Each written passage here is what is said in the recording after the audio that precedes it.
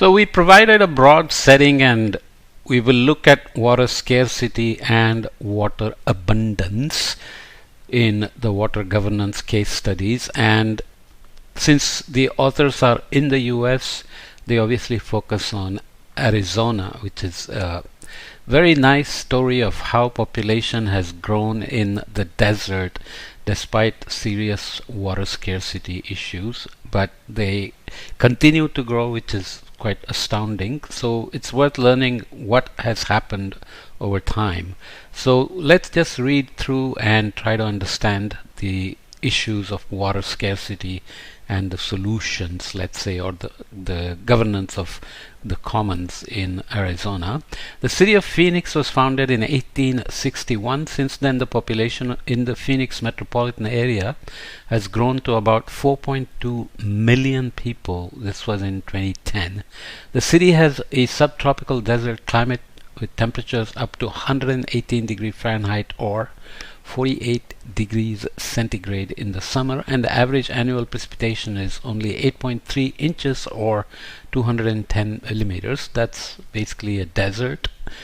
As places to live go, Phoenix is a harsh climate to be sure. So you can see the figures here. This raises the question of why do so many people live in the desert? Where do they get their water from, right?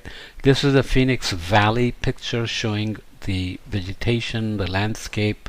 You can see barely any trees other than in the neighborhoods where they obviously planted some. And here is a view of the Central Arizona Project Canal that brought water in.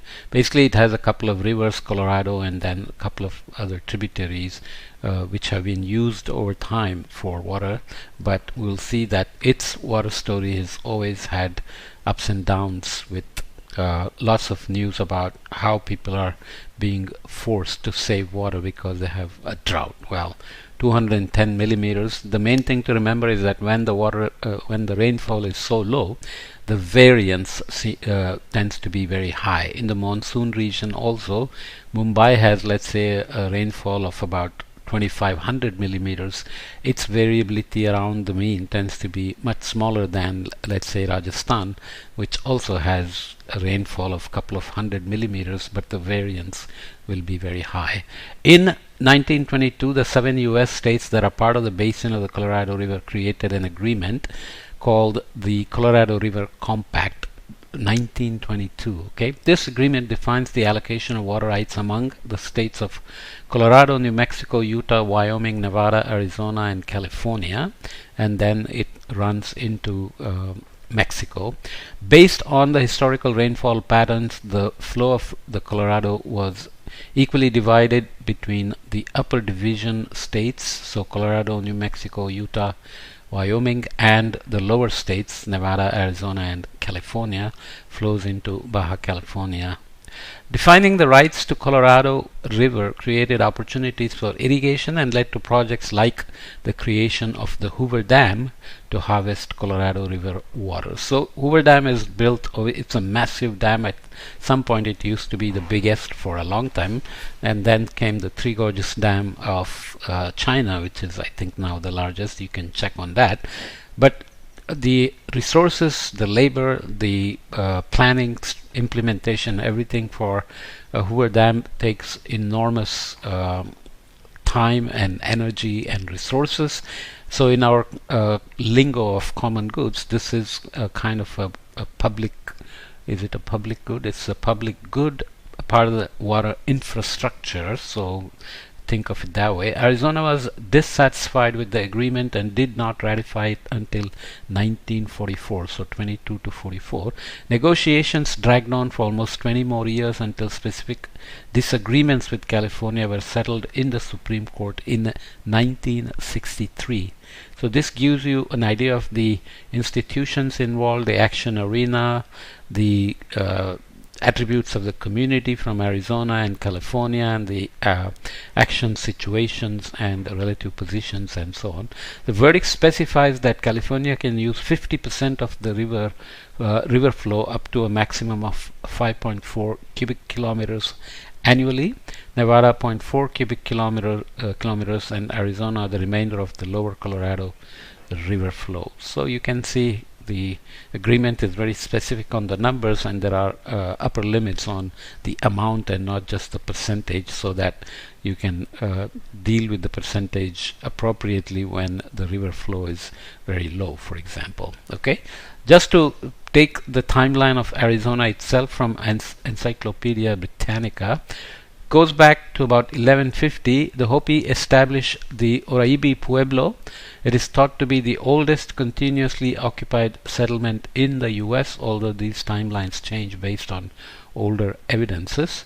1528, Alvar Nunes Cabeza de Vaca, shipwrecked off in the Gulf of Mexico, wanders into the southwest. Okay, New Mexico, the name comes from Mexicans, rich people who were moving north, and artists and I don't know whoever else, and had settled and were of course driven out when US took over these parts of the terrain regions. 1539, Esteban and enslaved African guides Marcos de Niza's expedition to Arizona. Francisco Vasquez de Coronado explores Arizona, and so on. I won't read all of this, but let's say there are also native Indians, or Native Americans as the correct word should go, comes here in 1863. Congress creates the Arizona Territory. Remember, US became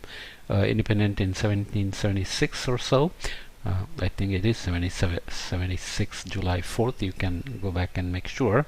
74 or 76. 1886, Geronimo surrenders, ending the Apache War. Arizona becomes the 48th state in 1912. 1936, the Hoover Dam is completed, a real monstrous concrete structure. 1966, in the case Miranda versus Arizona, the U.S. Supreme Court specifies a code of conduct for police interrogations of criminal suspects held in custody. Not really related to our story, but nonetheless interesting. 2008, Arizona Senator John McCain, who died recently, wins the Republican nomination for the US presidency but loses the election to Barack Obama.